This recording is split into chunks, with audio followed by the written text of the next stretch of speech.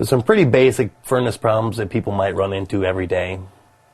Some people might, some people will, you never know what's going to happen. But number one, most reason for furnace failure is your furnace filter. This furnace filter is dirty.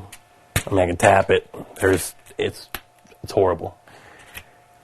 90% of the furnace problems that we run into is because of their furnace filter.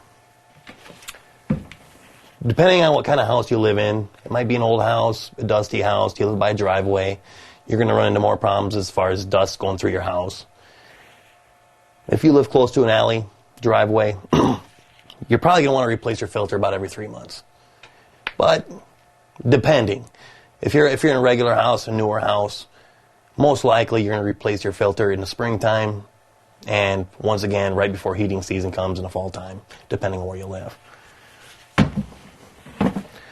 Some of the other basic problems you run into with your furnace is if you live in the Midwest like we are here in Illinois, we're going to have snow problems, snow drifts.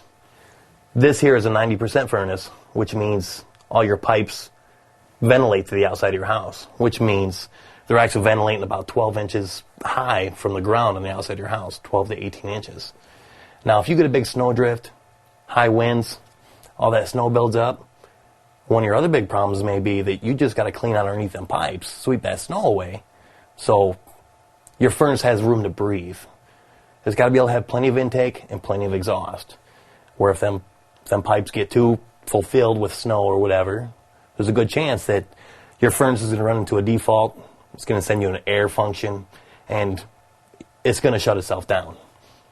So there's two of your basic things that are going to happen when you're running with one of these 90% furnaces.